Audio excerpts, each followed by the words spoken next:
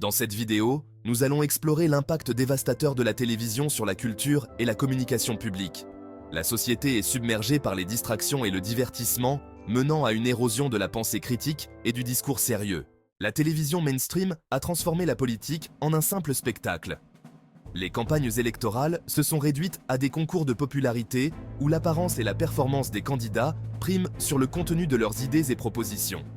Par exemple, les débats télévisés se concentrent souvent sur la manière dont les candidats se comportent devant la caméra plutôt que sur la substance de leur discours. Cette superficialité réduit la politique à un divertissement, éloignant le public des enjeux réels.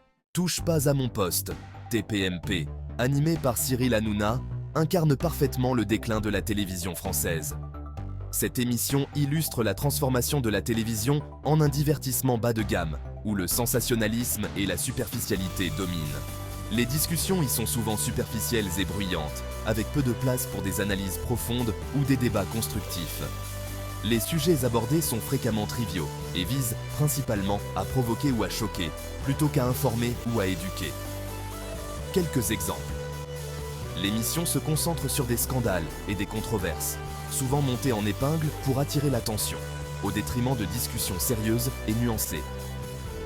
Les débats sont souvent interrompus par des plaisanteries ou des cris, empêchant tout développement, d'argumentation ou d'analyse en profondeur. Les invités sont souvent choisis pour leur capacité à créer du buzz, plutôt que pour leur expertise ou leur capacité à contribuer à une discussion enrichissante. Le style de l'émission, basé sur la provocation et le conflit, contribue à un climat médiatique toxique et décourage la réflexion critique. TPMP, bien que souvent présenté comme anticonformiste, ne s'écarte que rarement des lignes idéologiques imposées par les financiers et les annonceurs, renforçant ainsi la domination d'une pensée unique. Les Marseillais est une émission de télé-réalité diffusée sur 2/9 qui représente l'un des points bas de la programmation télévisuelle française. Cette émission se concentre sur la vie quotidienne de jeunes adultes, souvent en quête de notoriété, et met en scène leurs disputes, romances et diverses péripéties de manière dramatique et artificielle. Quelques exemples. L'émission est caractérisée par des dialogues pauvres et des situations superficielles qui n'apportent aucune valeur éducative ou culturelle. Les comportements exhibés incluent souvent des disputes violentes, des manipulations et une hypersexualisation, normalisant ainsi des attitudes toxiques. Les participants voient leur vie privée exposée sans filtre, ce qui peut nuire à leur image et à leur bien-être personnel, tout en divertissant un public avide de voyeurisme. Le format de l'émission ne laisse aucune place à la réflexion ou à la critique, incitant les spectateurs à consommer passivement un contenu de faible qualité. Les Marseillais est emblématique de la baisse de niveau des émissions de télévision dans les médias mainstream. Elle contribue à l'appauvrissement intellectuel du public et à la promotion de valeurs superficielles. Les programmes éducatifs télévisés en France, comme C'est pas sorcier, illustrent bien cette tendance à simplifier des concepts complexes pour les rendre divertissants. L'éducation devient ainsi un spectacle où l'engagement émotionnel remplace la compréhension critique. Bien que cette émission soit très populaire et efficace pour éveiller la curiosité des enfants, elle peut parfois sacrifier la profondeur et la rigueur au profit de l'engagement émotionnel. Les sujets scientifiques sont souvent abordés de manière ludique, avec des maquettes et des animations, ce qui ne favorise pas la véritable réflexion critique et l'approfondissement des connaissances chez les jeunes téléspectateurs.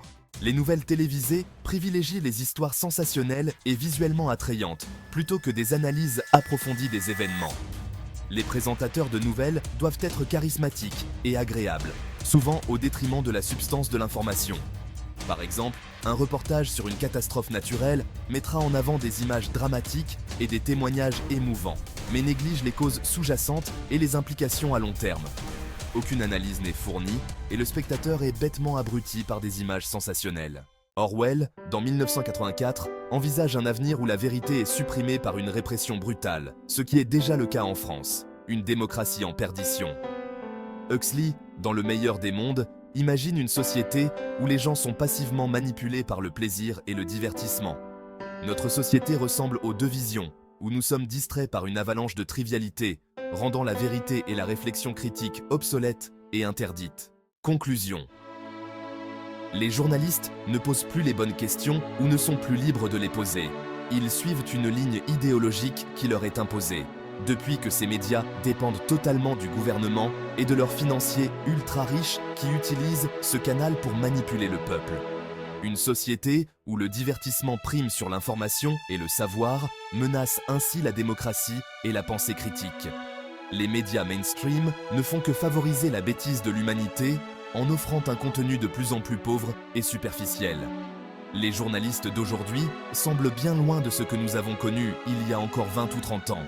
La télévision n'apporte absolument rien. Bien au contraire, elle contribue à l'appauvrissement intellectuel. Des gens sérieux et cultivés ne peuvent plus regarder la télévision sans sursauter devant l'immense bêtise des émissions. Il est grand temps de se détourner des médias mainstream et de rechercher des sources d'informations plus fiables et plus profondes pour préserver notre capacité à penser de manière critique et informée.